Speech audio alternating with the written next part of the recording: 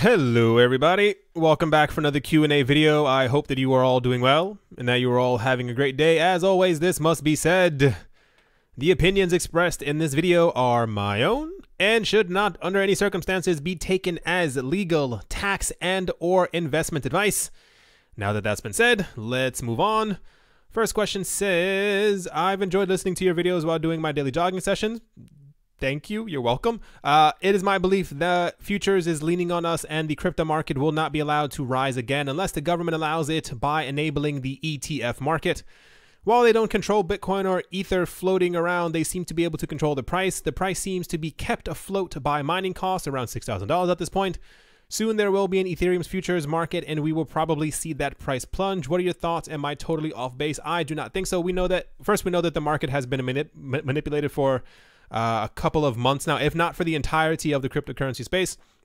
Whether people want to believe it or not, there are a large number of people who do control. We know in the simplest way that 96% of all Bitcoin is controlled by 4% of wallets, meaning that there are a lot of people who are more heavy-handed than others, and therefore they have the control mathematically in being able to control the price and the movement. As far as like, I think, I mean, I've spoken about this before. I'm pretty sure that the prices have been suppressed.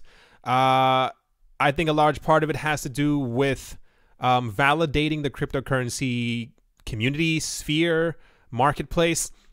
This is why a lot of world governments have not given us their answers as far as to the regulations and other stuff like that, or just have completely ignored it for the last year or so because they don't want to push things forward, as it were, because I think even though they may, or rather I'm certain that a lot of the people who are actually in control of government, we know that governments and politicians are controlled by some of the richest people in the world, and I'm going to assume, go out on a limb and say that these are probably some of the same people who have the large portions of cryptocurrency. So it could be something as far as like I said, I don't think you're off base. Like, we know that these things happen in the real world, and typically when someone mentions them about cryptocurrencies, people tend to say like, oh, like tinfoil hat or conspiracy theorists, and like, it's no, like, we know that money controls the world, and it's only safe to assume that the people who also already control the world are probably controlling the amount of crypto that is actually flowing in the world as well. So I would assume that the same people who are influencing the laws to be pushed by are probably the same people who have crypto, who want crypto prices to remain relatively low so that they can get a lot more. And this is why it's been why so many people on television, when they talk about like prices and not manipulation, like they won't say that openly on television, but they'll say, you know, I think it's time for the market to go up because you know, they realize, you know, it's taken a bit too long. Prices have been suppressed for probably a lot longer than they realistically should have. Well, they don't control the price. Definite. The price seems to be kept afloat by mining costs. A lot of people say that the exact cost or somewhere around the cost of what it costs to mine, and this is what has to reflect in the cryptocurrency price. And I think Bitcoin's current cost is around, like, it's somewhere between 6,000. I think we had something 2 weeks ago that said it was like 7,300, more or less. People were saying that they think that Bitcoin is undervalued because of this, and as the hash rate has increased by, I think, 8 times this year alone, that Bitcoin's price should then definitely be higher, or should have to be higher in order for people to continue to mine it. So that's also a really big issue. Prices have definitely been kept down. You're not off base. It's definitely like a real thing. I don't know if you remember as well, we had, what was it, Tim Draper or someone a couple of weeks ago who said that one of the main things that he thinks is going to happen that'll boost up Bitcoin's price is the release of the Ethereum futures, because he says, we know that when the Bitcoin futures was, first of all, when we had news that the Bitcoin futures were going to happen, everyone was ecstatic. Everyone was like, oh my gosh, I can't believe that Bitcoin is legitimate. Governments and banks are going to be using it. Prices completely lost their minds. And then we found out that they weren't physical Bitcoin futures, that they were just people handing pieces of paper back and forth between each other. And that every single time that that a futures contract was started, that the prices were simply, people were betting against the price, and this also helped to push the price down of the Bitcoin futures, or rather Bitcoin's price in general, simply because a lot of the people who are into traditional finance, they don't care about normal crypto news that we have a lot of times. They care about what Bloomberg says and what so-and-so says. So they look at the actual price of the Bitcoin futures, and when they see that the Bitcoin futures are being bet against, they then bet against the normal price of Bitcoin, and they start shorting it on exchanges or betting against it on exchanges. And this is this mirror image of it's not even, well, I don't want to say that one side is not like corruption or manipulation, but it's like this self-fulfilling prophecy. If other people say that it's going to go down and the price starts to go down because there's other people are starting to sell because they think that other people are also going to start selling because they've heard from somewhere else that the price is going to go down. So what someone was saying before is that they think that what will take price pressure off of Bitcoin is when we have the Ethereum futures launching, because as the Bitcoin futures price push the price of Bitcoin down, that they think when we have the Ethereum futures, that's going to cause a lot of people to start dumping not their money into Ethereum, but like betting against it. And they will leave the Bitcoin futures alone for at least like a tiny fraction of it. But that boost will allow us to get past this glorious $10,000 that everyone keeps talking about that Bitcoin has to end up passing in order for the market to be out of this bear market, if that kind of makes a lot of sense. So it's definitely...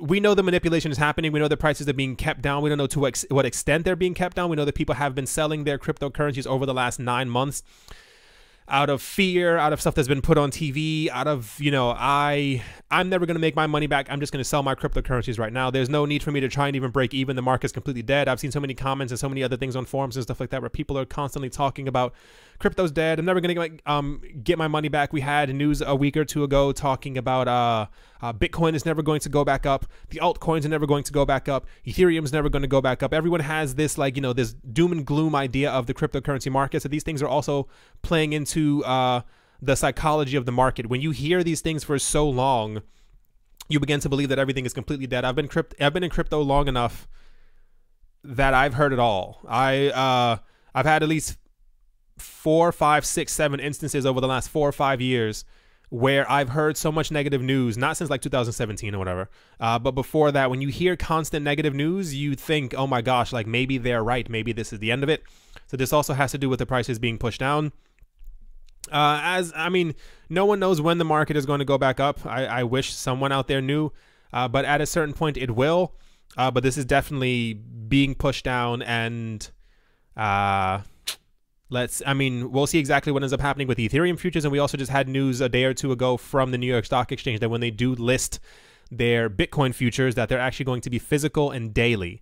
So what this ends up meaning is, before, when we have the other futures that are going on right now, is like they last for months at a time. So at the very beginning, it's like this hugely bearish attitude. Everyone starts, betting against it, betting against it, betting against it, betting against it. And then towards the end of the futures contract, the price of Bitcoin, our Bitcoin, on the normal market, starts going back up because everyone's gearing up in anticipation for the futures to end so that prices can go back up. But the other side of this is that when we do have physical futures and they're daily and they don't take 3, 4, 5, 6 months in order to be able to finish, what could be the result is that not only will there be a higher amount of liquidity in the market, but also the volume of Bitcoin should logically be pushed up every single day, as the Bitcoins will be the futures will be 24 hours. And also, what was my other point? Don't remember. And they'll also be physical. So people will be transacting in actual physical Bitcoin, as far as we know. This is what they tell us. So hopefully this has a positive effect on not only just Bitcoin, but the entire market as well. As we know for the moment, because Bitcoin is king, and where typically Bitcoin goes, the rest of the market has to follow. Hope I answered your questions, and no, you are not off base. Next one says, aloha TMI, I'm from Hawaii and love your videos. Thank you very much. My question was, what's a good way to disperse your crypto funds?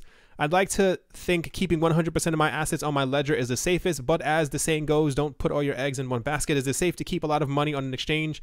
And what exchanges do you recommend? That is a very difficult question. Simply because we never know exactly what's going to end up happening with an exchange in the future. We don't know if, not bankruptcy, but if some government should bring the hammer down on them. Typically, when it comes down to like the safest exchanges that I would try to recommend, I would say obviously Coinbase, I would say Kraken, I would say Gemini. I would say Binance is definitely another good one, especially because they're not within, at least for the moment, not within the U.S. jurisdiction. This is one of the other reasons why we need Coinbase to kind of bump their game up, especially as you are in Hawaii. You should then if Coinbase had more coins on it, Coinbase would be a very good addition for you. So I'm not exactly which coins you have. And I understand what you mean. This is actually a question that a lot of people actually end up having. No one knows where exactly to keep their money. And this is something brand new for all of us in that for the last couple hundred years, whenever we had money, we would run to a bank and we gave the bank our money. And now we are in a situation where we have to learn how to control our own money. And it's like learning how to crawl all over again, because we don't really know the safest place to be able to put it. We're used to having someone else stand guard and say, I have your money, this is totally fine. So now we have to figure out how to do it for ourselves. I mean, there's no real safe answer. Like there's, I think it wasn't in the last video, someone was talking about having it on their ledger and then it being burned or destroyed or crushed or lost or stolen, whatever. There are a million and one things, and it's kind of like you have to figure out what to do with it kind of yourself. I don't want to leave you hanging out on a limb because I feel really bad, because I understand your question. Like I understand exactly what you're saying. You want to make sure that it's safe.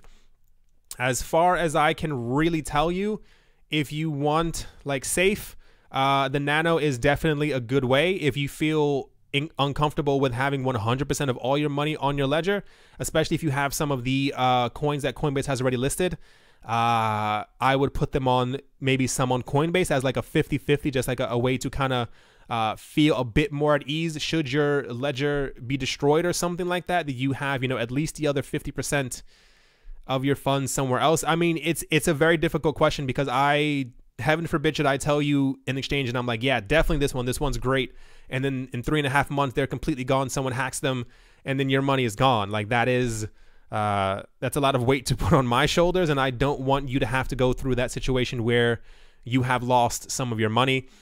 People say that the Nano is the safest way.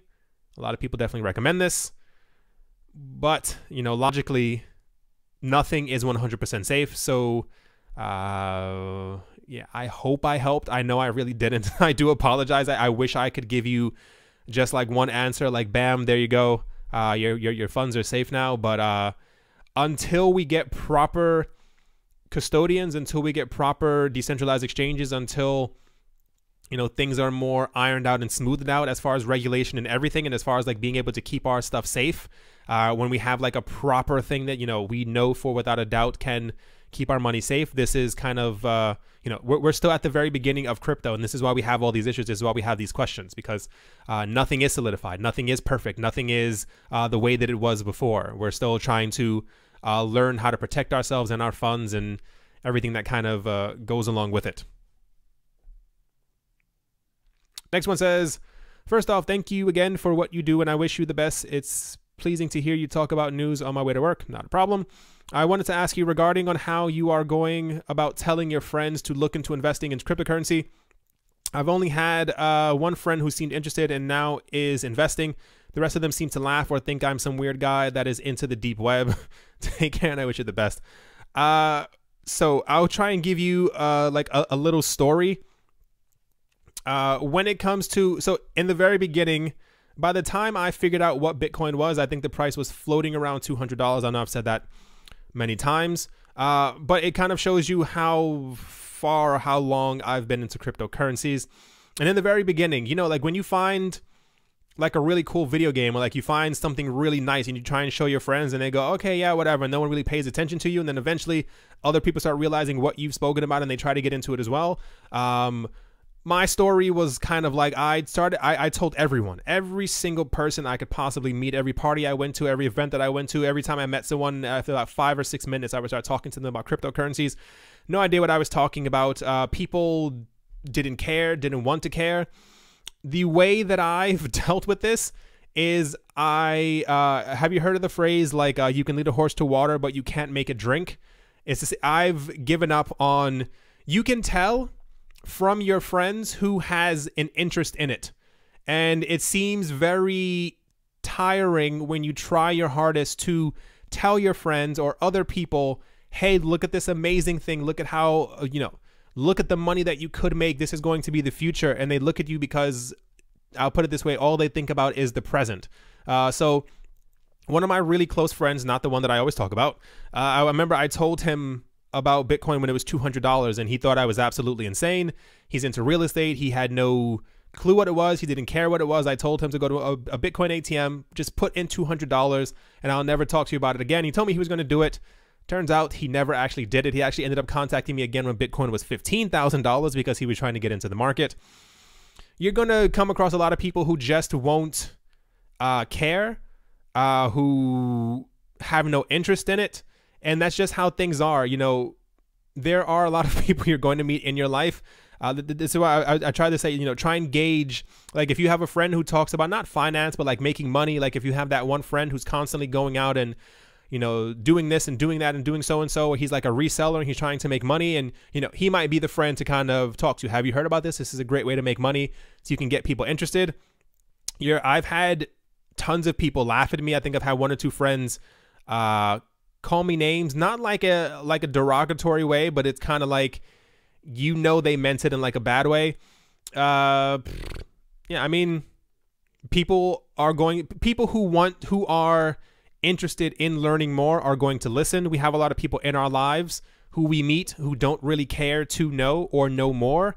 And these are the people who are just not going to, and I can almost assure you, I tell you this right now, if we have a world in, especially, you know, the predicted prices for 2020 and 2021, where Bitcoin hits $500,000 or $1 million, you can bet your phone is going to be ringing off the hook with people who are going to be asking you how to get into this magical thing called cryptocurrency.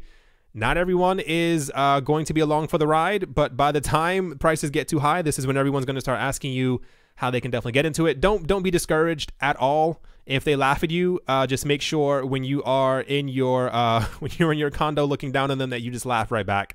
That's kind of the way that I think about it.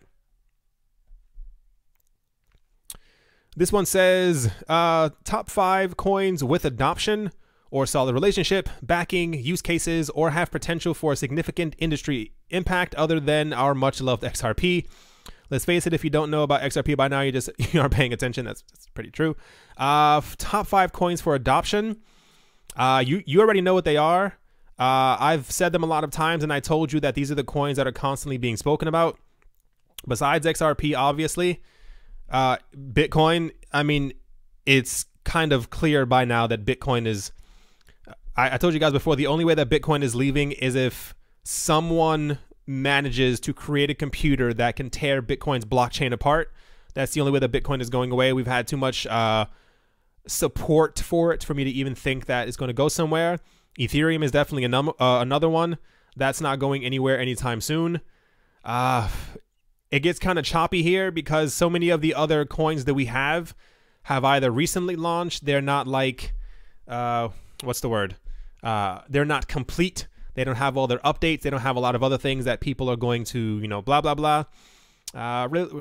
Relationship backing, use cases, or have potential for a significant impact industry.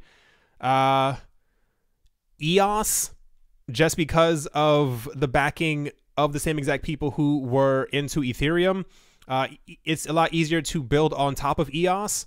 And there's a lot of like hype around it as far as it being easy, and people who are like, there's apparently some, not a convention, but something is happening very soon with EOS, and there's supposed to be a whole bunch of good announcements and crazy announcements, and there's just a lot of stuff that's going to be built on top of it. And if it is easier, and if they do have free transactions, and they can do thousands of transactions per second, as someone tested their blockchain a couple of months ago, EOS is probably a shoe-in. And I say that mainly because of the ease of their use of their network, and simply because of the money that they have backing them. You can't think for a second that a company that raised $4 billion and has announced that they're going to use a large chunk of that in order to finance the startups for other people who are going to be using the EOS token, are going to be building things on top of the platform, that they're going to go anywhere. You're probably hugely mistaken. Actually, hold on. Don't even mind me for like half a second. I realized that I should have had CoinMarketCap open as I was talking about this, but I am just digging through my phone right now so that I can finally actually get the actual coins up on the screen. So we have Bitcoin, Ethereum, obviously XRP, EOS. I know people are gonna hate me. I'm gonna have to skip through a couple of these. I mean, man, it's not a clear answer simply because so many of the other coins are so low. Like their market cap is extremely low. Their daily volume is extremely low. We don't hear about them too much. If I had to throw out names, as far as like maybe not a solid relationships, but adoption and relationship, not solid. Some type of a use case. It would be like IOTA's Tangle, but we spoke about that before. People are using the Tangle and they're not actually using the token. Cardano is still based on hype. I mean, the coin is 8 cents at the moment. You can't really say, yeah, this is definitely going to take over the world when it's still like 1/15th of its all-time high. Scrolling through the list. I mean, it's difficult. There are a couple that I believe in, like Omise Go, but even then, like if they don't have plasma, then where are they going? We know they have the relationships. We know that companies and countries have agreed to like adopt the token. Use cases, they have a great use case, but I guess potential for a significant industry impact. It could be Omise Go when you're trying to do what they're trying to do. Definitely not Dogecoin. I like Binance Coin, but I mean, I don't see Binance Coin like taking over the world or like building relationships. And even as I scroll down, like it's a very difficult question because the market is still very immature. The only three that have really proven themselves are Bitcoin, Ethereum, and XRP, and that's because they are 1, 2, and 3. So therefore, the most attention is being put onto their shoulders. Bitcoin Cash is Bitcoin Cash. Like it's not really being adopted. We know that Roger Ver has fibbed a number of times, simply trying to get, like he had it on the website that he changed the name of Bitcoin Cash to just Bitcoin, and Bitcoin, the number one coin, into Bitcoin Core in order for people to actually buy it. And they were buying Bitcoin Cash and didn't realize, and they were there's not much adoption for Bitcoin Cash regardless of what Roger Ver likes to say. Stellar has a couple of partnerships, but even then, like people have you can, if you type in like Stellar partnerships on Google and then look at like the last, like if you can't do 6 months on Google, like look at like the last year, even like the last month, everyone's talking about using their blockchain, or people have been forking their blockchain and building their own coins on top of their own forked Stellar code, and no one's actually using the token. Like people are adopting their blockchain, but no one's using their actual coin. And I know there's also an argument for that as well. People are saying, yo, no, like the other companies are definitely using it. Not many. Like you need a huge amount of things. Like Litecoin is definitely there. Like people use Litecoin. I think personally Litecoin is probably going to end up in like the top 20 at some point. I don't think it's going to remain where it is for quite a long time. There are a lot of other coins who are gunning for Ethereum's position, who I think at some point are going to knock Litecoin a little bit further back. I don't ever see Litecoin becoming like a top like between like 80 or 100 coin, but I don't see it being that high. We have some of the privacy coins. I could definitely see that as well, but I think their adoption will be like more of like an underground adoption. Like we've spoken about that before as well. The privacy coins definitely have use cases. Dash Monero and Zcash, they're definitely use cases. There are a lot of people who are, I guess the impact would be like the opposite of kind of what's happening right now. Like as far as like changing the world and stuff like that, they'd be changing it so that people have a bit more control over their finances. It's not an easy question. I could, if you would like, we can come back to this question, let's say mid 2019, because I mean, I try to be as honest as possible when I tell people things. I know I don't want to, my goal isn't to like make people like be upset or like feel uncomfortable because of what they have their money in. But like, you know, like I said before, crypto is hyper speculation right now. Everyone's speculating that some company is going to use this, that someone is going to adopt this, that someone is going to add this onto their platform, that, you know, that they're going to get the $100 million backing to build apps on top of them. And that we barely have that in the market now. This is why a lot of people keep saying that the technology is still very young, which it is. We can barely scale. There are a couple that, you know, have promise, but as far as like who's going to actually be able to do anything, that coin is still floating up in the air after being flipped. No one knows exactly where it's going to land right now. So I'm sorry that I can't give you an exact answer. Like I really do apologize, but you kind of get what I'm saying. There's not many you know, you can say what you want. And I've had a lot of people in other comment sections and other videos basically telling me that I'm wrong. How dare you say that? Have you not seen the partnerships for this? And I'm like, partnerships are one thing. You need to be used. You need to show that you have your foot in the door and that you can actually do something. And besides that, everything is just speculation until we actually get the machines kind of turned on. Next one says, hi, TMI. Thus far, the crypto markets have proven to be cyclical and more or less cycle on an annual basis. So under what circumstances would you trade XRP into a stable Tether True USD to try and preserve gains in anticipation of a bear trend? So okay, I am going to assume this is an XRP focused question, and that's how I would try and do XRP and then branch out a little bit into some of the other coins just so I can try and cover everything.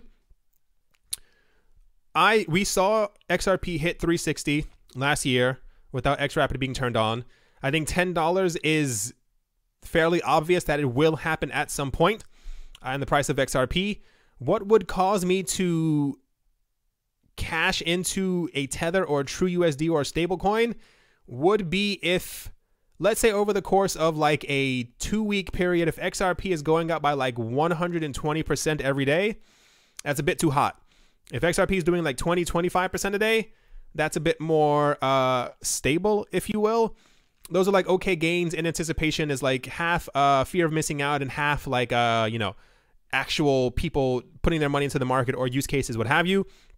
If XRP, and this is how I personally feel, if XRP hits around like $20 to $25 this year, based off of not only XRapid but people terrified that they're going to miss out on some potential gains, I think I would have to bite the bullet and like around $25, maybe $18 per XRP, start stashing or doing something into Tether, because that's a bit too hot. Whenever you see, like you've seen the graphs before, whenever like the charts are kind of going like this, and then there's like this, and then another one, and then like 2 days later it's like down here again. Usually around this point, this is when I kind of start getting afraid, and I'm like, okay, there's a lot of you know, hype around it, but does the price actually warrant it to be that high? Like, you know, is everyone in the world actually using this coin? So this is kind of the point where I think transfer some XRP into a stable coin in anticipation for it to actually just fall back down to around like $9, $10, $11, $12, $13, somewhere around there, and then I can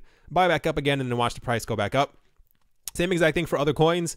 If Bitcoin is 6,000 right now and Bitcoin ends up hitting, let's say, $18,000 by November, and then by December we are around like a $35,000 Bitcoin, that is a red flag, and that's when it's time to reevaluate the situation and start looking at the numbers. You know, if you're doing like a 7, 8, 9% a day, that's normal in the crypto markets, but the moment you start hitting around like 35, 40% a day, it's when it starts getting a bit too dangerous, and you have to look at, like, you have to look at the situation and not be afraid. Don't FOMO into the market. Don't think that, oh my gosh, everyone else is making money and I'm not making money. You have to go, okay, this is a bit too hot.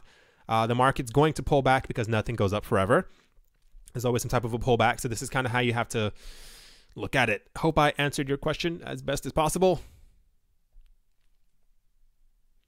This one says, firstly, thank you for your content. Not a problem. My question is, if you could kindly answer since investing in crypto, what have been the most profound lessons you have learned in the space? And if you care to answer, what mistakes have you made in the process and learned from? Most profound lessons? Easiest one would be do your research. There's a reason why I say this. People told me what to do in the very beginning when I got into crypto, and I listened to them, and then I started losing money.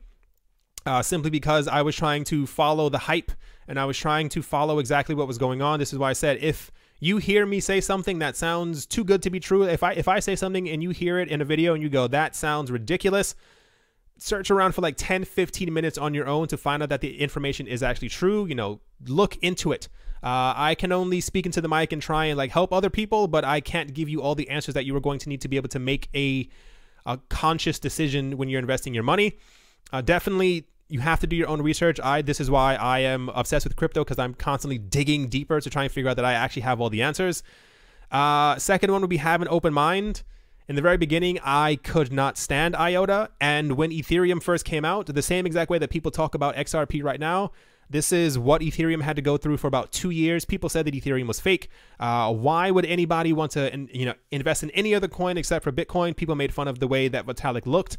They said, why? Who's this alien person? Why would we, want to put our money in a coin like that? And like there's always a part in our minds where we listen to this. We're like, well, yeah, he does, he does say weird things. He does look kind of interesting. Why would I want to put my money into that? And you have to really have such an open mind. And when you hear something about another project, believe me, when I read you guys' comments and I see you all talking about different projects and stuff like that, I do look at them.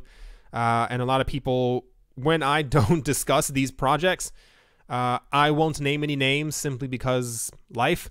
I can tell that they're scams from the get-go, and I just simply don't talk about them or respond to them simply because I know that they're fake. So you have to research things, but also have an open mind at the exact same time, if that kind of makes any sense. Stay with projects. You may hear about a project that in January that you think is completely horrible. By the time you get to around August of that year, if you still feel the exact same way, then let it go. But if you've done research, if you see that they're actually being adopted, and if you see their team on YouTube or at conventions talking about the product and the project and who they're partnered with and where they're going, this might then be the time to kind of get into the market. But if after 8 months, if you know that it's just all hype or it's not real or the market cap has gone down so low that the daily volume is still 300,000, that's a huge indication that something is wrong there. And I guess as far as the last lesson, I would say patience is key. Crypto, even though the market moves a lot quicker, it does take time, and sometimes it takes years to get where you want it to be. When I first got into Bitcoin, one of my, I've never told many people this, and now I'm telling it to tons of people. When I first got into Bitcoin, and I don't even remember, I think I bought a fraction of a Bitcoin when it was looking back at it, I wish I had bought more.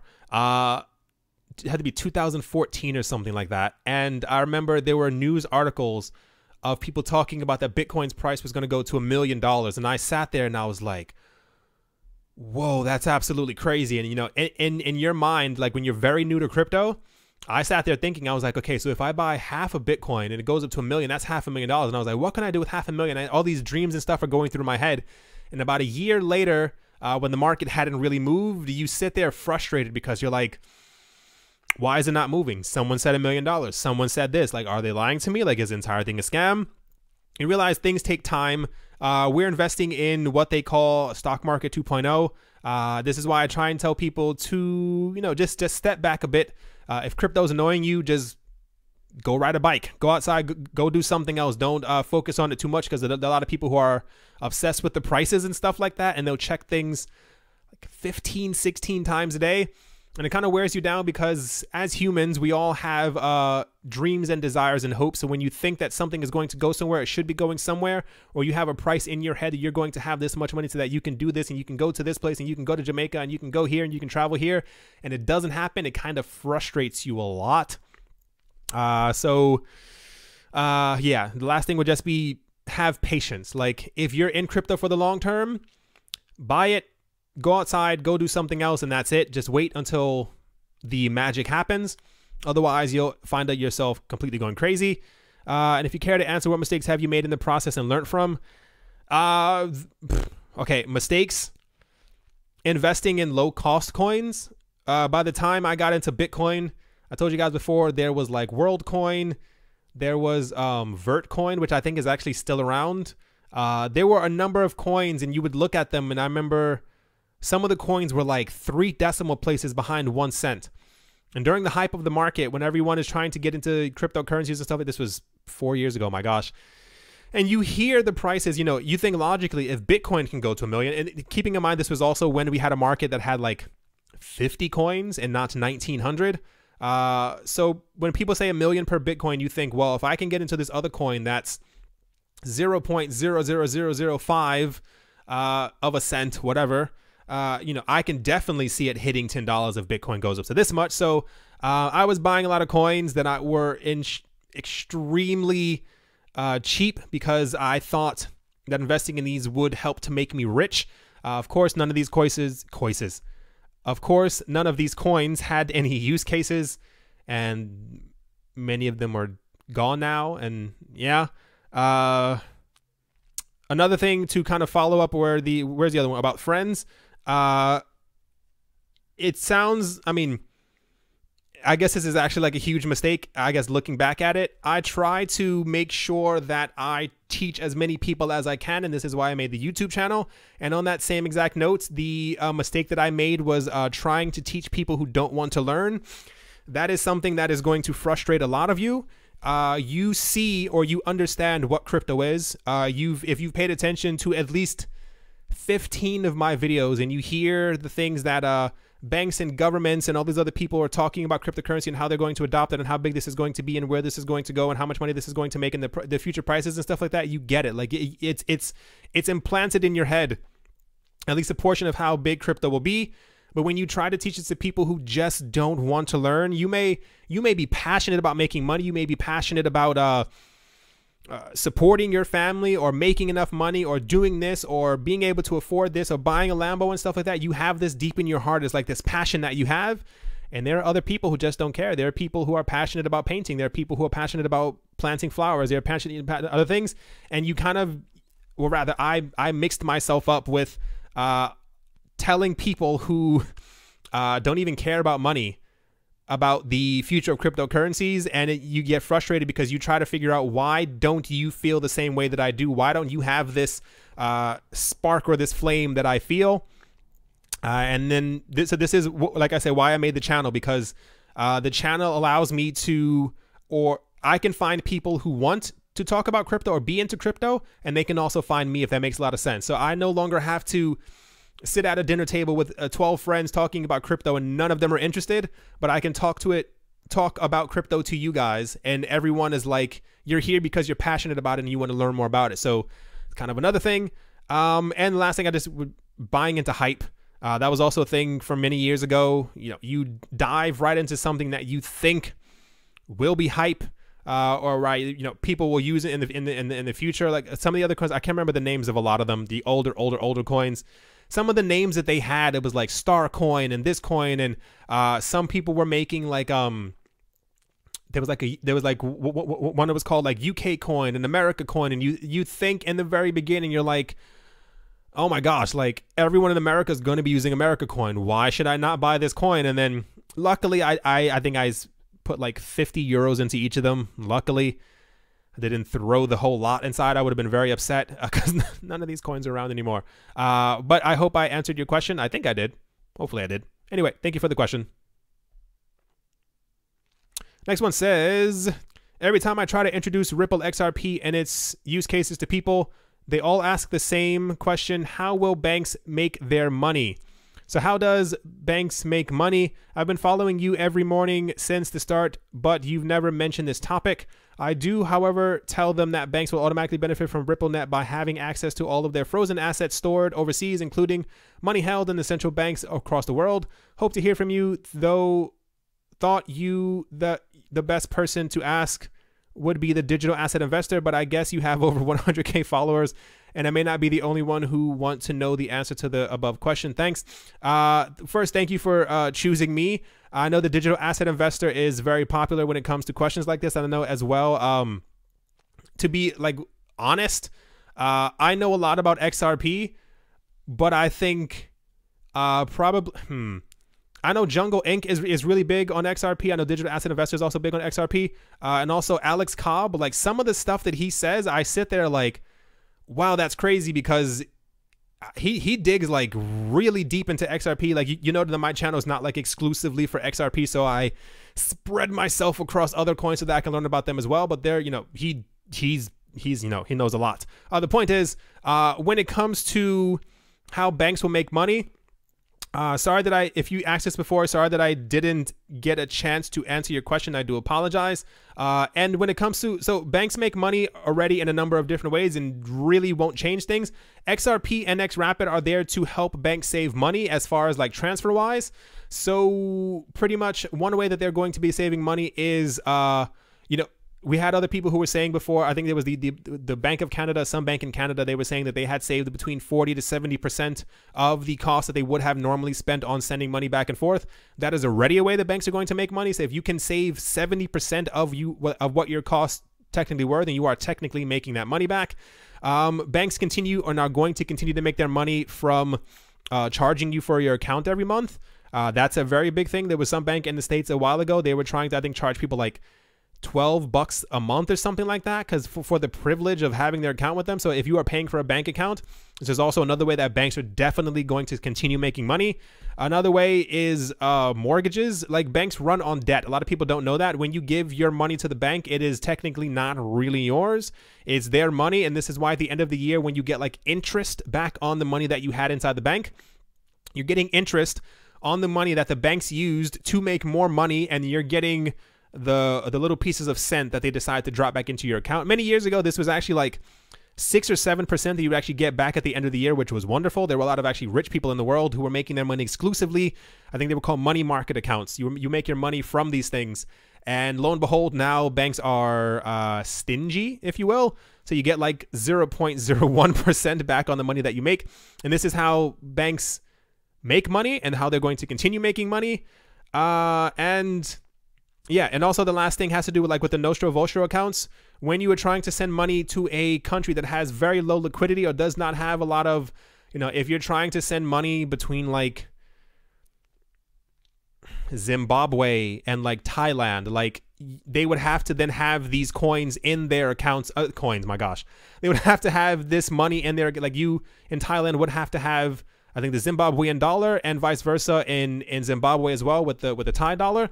You would have to have these currencies. And when all of this money is locked up as like money for the Nostro Vostro accounts, when more people start adopting XRP and XRapid, this is the point of XRP and XRapid. It's so that you no longer have to transact in these fiat currencies. Like, you only have the fiat currencies within your own actual country. But if you're doing it from country to country, like internationally, you're just transferring XRP as the value that you're sending back and forth, so that you no longer have to hold the other country's money in your account, because it's very tiresome. It's very bothersome.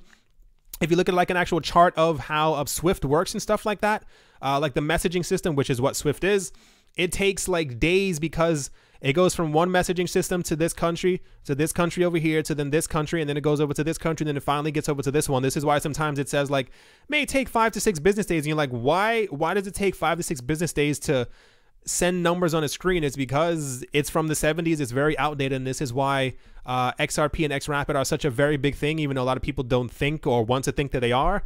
This is going to actually change the way that money works around the world, because you no longer have to pre-fund your account with these other things. Sorry for going off a tangent, but the point is, bank accounts, charging you for your bank account, that is how banks will continue to always make money. They charge you as well when you overdraft. That's also another way. A lot of people don't know that you get charged the more money you have in your bank account. So like, there are certain banks, if you have, let's say you have like $800 in your bank account, and one day you hit the lotto and you win like $4.7 million, and they dump that into your account. Your account then, for some bank accounts, becomes like a premium account, and they'll try and charge you like $25 per month for your bank account. It's not fun. So I've had a lot of people like complain about this, and they didn't understand why it was happening to them. That's also another way they're going to continue making money. The same old banking practices pretty much follow. It's just that now when they're using XRapid and XRP, they're going to save 40 to 70% of their other costs that they would have spent using Swift.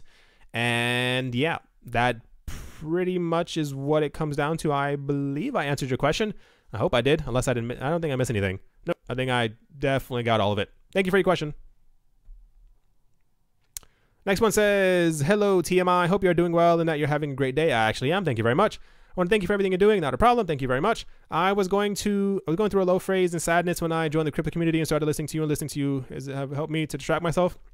Sorry that happened. I hope I'm here to help. The main reason I love to listen is that you love technology, and unlike others who mostly make videos for prices to jump, you get some good profits. Your enthusiasm and excitement and rambling is just heart. Yeah, so crypto is like, I think, one of the best things in the entire world, and I went through a very long period where I couldn't find things that like excited me.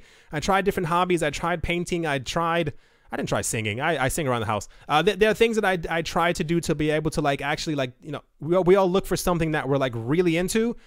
And lo and behold, I'm into investing, but cryptocurrencies is like the thing for me. So this is why people always talk about like my excitement and enthusiasm. It's all like organic. Like I can't drink coffee because coffee makes my heart beat too fast. So I don't drink any like caffeinated drinks. I can't even really drink caffeinated tea. So this is all pure. This is just like actually who I am, because I'm so excited about everything in the cryptocurrency space. The question is, if I am not wrong, you will never really tell to how to store the digital assets. What do you suggest, and how do you usually store assets? Okay, so this is kind of the same as the other one. Ledger Nano S or some trustworthy exchange like Binance. Should I store some in Binance and some in Ledger, or use paper wallets? If you could share your thoughts on exit strategy once the bull run begins, that would be awesome. And some points to, okay, so I see there are a couple of questions here, so I'll just start with this one. Same exact thing for the other guy. I would choose the most trustworthy exchanges that are out there, like the largest ones. Like there are a lot of other exchanges that may have certain coins that you may want to deal in. Keep your coins on those exchanges. Like there are other smaller exchanges, I'm not going to name any names, that do have like 700-800 coins listed that they may have a coin that you may want to get on there. But if you want or think that you want to secure your money properly, I would try and go for some of the larger names in the cryptocurrency space as like a way to kind of shield yourself and, you know, hope that your money is then secure. If you feel comfortable putting it on the Ledger Nano, my gosh, why can't I say this properly? Ledger Nano S, and you have like a good hiding spot, or you have like a treasure chest that you can put it in somewhere to properly keep it safe, then I would definitely do that as well. They have a lot of new coins that they just added to the Ledger as well, so that's definitely an option. If you could share your thoughts on exit strategy once the bull run begins, that would be awesome, and some points to remember from your experience while selling for profits. So I have not sold. I only continue to buy. I think I have like a hoarder type thing going on where I just continue to buy like constantly, and I think I have enough of some coins, but it's like obsessive at this point. Like you always want like just a tiny bit more, and then you end up buying a bit more than you should have that month. As far as like exit strategy, find a couple of websites that you trust that have fiat pairs that you can cash out into. So we know that Binance is adding euro pairs very soon. If you are in Europe, I would probably click over to Binance. If you trust Coinbase, I trust Coinbase. I know they're not doing too well, and they have some, I get very frustrated with them a lot of times, but they are trusted. They are well known. They are insured, quote unquote. Like they have gone through all the regulatory bumps and hurdles. One of the easiest ways that we have right now is to sign up with Coinbase, have some of your money on there, and when stuff starts going crazy, that you can just exit directly through them.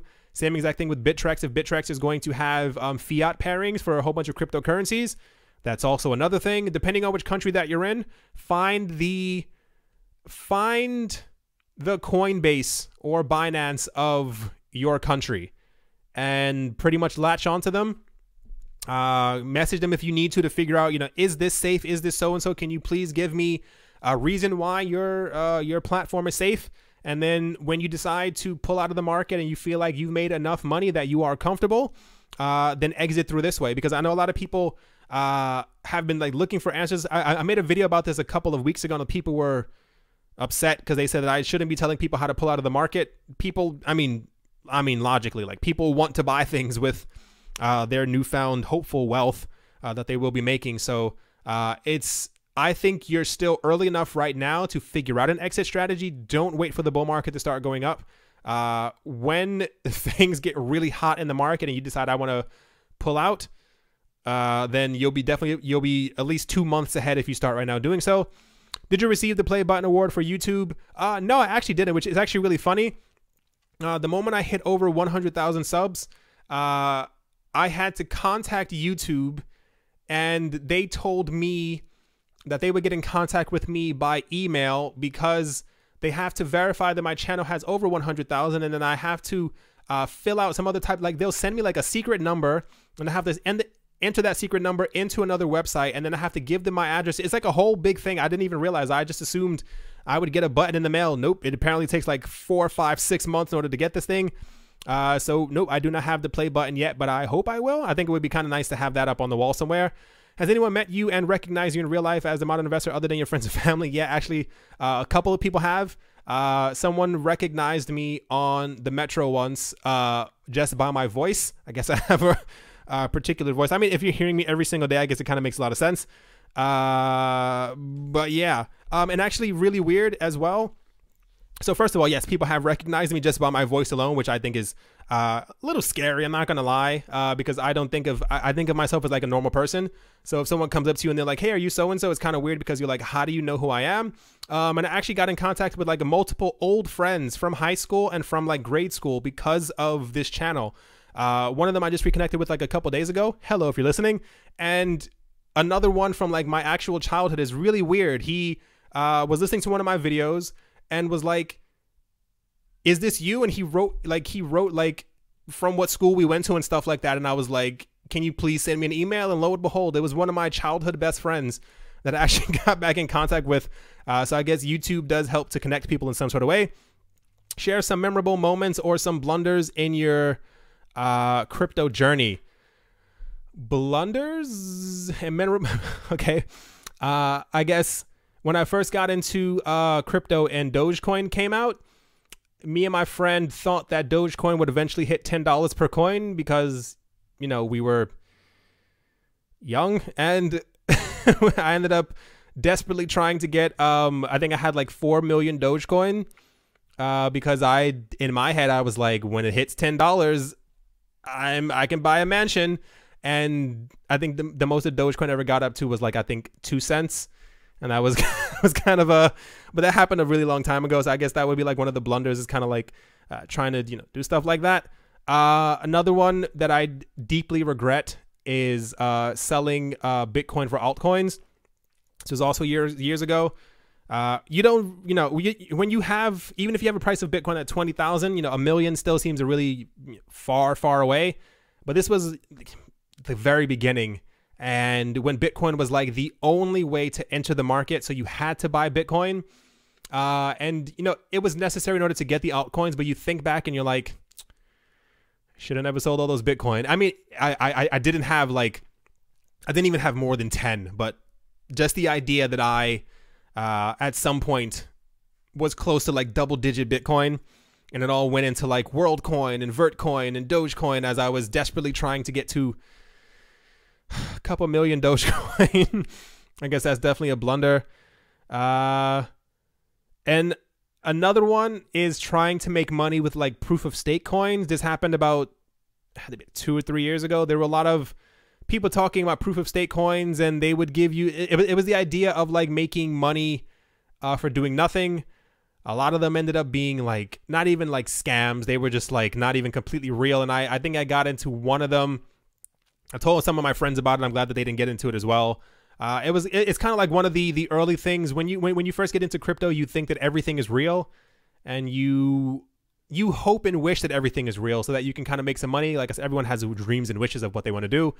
But I definitely see I guess the biggest blunder would be selling off Bitcoin for coins that no longer even exist. I don't even know what happened to these coins. I have no idea where these coins are anymore, or like what exchange I had them on. I'm pretty sure they're worth pennies now, but hindsight's 2020. What do you suggest to 23-year-old based on your life experiences? Oh, that's difficult. I don't want to give you wrong advice. Sounds stupid, but be yourself. Do what you want. Do what makes you happy. If you are into crypto or into something else or anything else, and someone laughs at you or tells you that you're wrong, if it makes you happy, continue to go with it. I am an avid player of like card games and stuff like that, and video games, and people still tell me that they're for kids, or why are you doing that, or why are you playing Nintendo games? And they the simplest way to put it is they don't pay my rent, so I don't really care what they have to say in the first place. Just be yourself. I know it sounds really cheesy, and I'm sure you've heard that during like school assemblies and stuff like that, but it's the truth. There's a reason why. I mean, I'm not old, but older people will tell you these things, because it does make sense when by the time you get up in there in age, you'll get it and you'll understand. Do your research. Do what makes you happy. Learn to have fun. Make a lot of friends. Don't be afraid to make mistakes. That's another big thing. I stopped doing a lot of things because I was afraid of tripping over a rock, and then you realize when you fall, you get back up and you learn to then look down to see where the rocks are on the ground, and it makes you a stronger person. So would like to know more about you, but I know you won't share. Depends on how deep it is. Some of the questions, not on these, but people have been asking, have been like, whoa, like, where are you? I've never even met you, have no idea who you are. Why are you asking me these questions? So these aren't too bad. These are pretty normal questions. So I hope that I helped. Next one says, if you had $10,000 and had to choose only one, oh, come on, only one crypto to invest in, which would it be and why? I mean, if you've watched this channel before, you know the answer. The answer is, without dragging it on, is XRP. If I had to choose another coin that I would invest $10,000 in, it would be, oh gosh, that's difficult. Okay, the safe choice is Ethereum. The what are you doing that might explode choice is EOS. And the let's see where this is going choice would be Bitcoin. Because 10,000 into Bitcoin gets you around, like, what is that, 1.76 of a Bitcoin or something like that, somewhere around there maybe. If Bitcoin hits 1 million, then that's great. But with Ethereum being $200 something right now, I think you get 50 Ethereum, something like that. 20, 2, 5, 10, 5, 10. Yeah, you would get 50 of them. I don't know. The answer is obviously XRP. I just logically, I think I've grown so obsessed with their entire project and their coin. There's no way to get around it. If not that, I would say Bitcoin, Ethereum, or EOS. Why just one coin? If oh my gosh. And I thought the other one was difficult when the person said 5 coins. I tried to like knock it into like 10 coins. I was like, just in case 10 coins, because there's like Omise Go and there's so many other coins that I would love to put my money into as well. Like, even, can I have like 1,000 that I can like put into like Salt and Funfair and BAT? Like, is that also a thing? Or if I just have to choose one coin, it's going to be XRP. The next on the ranking would definitely be Ethereum. And if not that, then it's Bitcoin, and then if not that, it's EOS, and then if not that, it's Omise Go. It's very difficult to choose only one crypto. That's probably the most difficult question I've ever had in my entire life. Last one says, how can I make extra money by using cryptocurrencies? I know about EOS, Bet Dice. Similarly, what are the other ways of making passive crypto income? So it's not an easy answer. There are tons of ways. It's about trying to figure out what is the safest. Like, you have stuff like, I like the Salt platform, and I think it's called ETH Lend. I like the idea of first of all, the peer-to-peer lending industry is like $1 billion industry because people always tend to need loans. So I like the idea of being able to lend crypto to other people and then get paid back higher, even if it's just in another cryptocurrency that I can then cash out into Bitcoin or something like that. You have things like masternodes. Or nodes in general. Like, if you run a node, there are a lot of cryptocurrencies. Make sure that you're choosing like an actual big coin that will give you money for validating transactions on their network. You have stuff like the token called Neo. They have something called Gas, and I think as you're holding Neo, I think you get given Gas for free, if I'm not mistaken. Look into that. But that's also like another way to make passive income, because you're constantly receiving gas from the network. So this is also another like passive investment thing. Yeah, I know you can also, if you have enough Bitcoin, you can open up a not a pathway, I can't remember the exact name of it, on the Lightning Network to validate transactions, and you also get paid through this as well. That's another way to make money. There are tons and tons of different ways. It's just about finding things that are legit. Like I said before, when I was into like the proof of stake coins, and I thought I was gonna make a nice big, couple bucks, and then I made a little bit, and then it kind of fell apart because it just, it wasn't a real coin. So as far as like, I'm going to say the word Bet and Dice is probably like a gambling platform. That's not exactly passive income. I mean, if you have to gamble to make your money, that's probably, at least for me, not a way that I would like to make my money, simply because if I lose a bet, then I lost my money. But as far as like, yeah, I would look into master nodes. I would, if you have the coins, look into becoming a validator on the Bitcoin Lightning Network. I would look into the Neo Gas thing. Omise Go, if I'm not mistaken, is also supposed to have, and I think Cardano as well are supposed to have a proof of stake thing as well. Ethereum is also supposed to have a proof of stake thing. We don't know exactly how many Ethereum you have to have, but the idea is that as new coins are being created on the network, you will then get a share of that as well.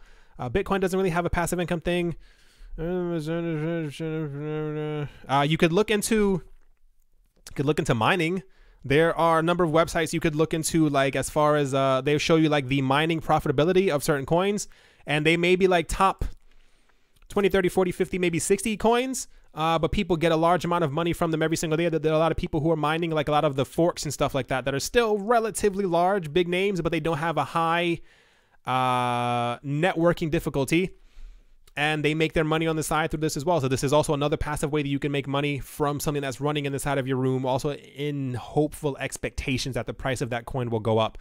And that's just, there are many, many, many, many, many ways. I read something a couple days ago about a bank who's trying to like have you deposit your crypto with them and then you get like interest on it. And I'm like, that sounds like the same thing that we had before. Like, I'd rather just have it on my computer and, you know, make 16% gains and not have you give me a couple of cents at the end of the year. All right, everyone. That's definitely going to do it for this video. I hope I answered everyone's correctly. I feel like I missed the ball on one or two of them. I do apologize. But yeah, hope you all enjoyed. Hope you all having a great day, morning, afternoon, and or evening. Thank you once again for all of your support. I do appreciate it. Thank you once again, and I'll talk to you all soon. See you.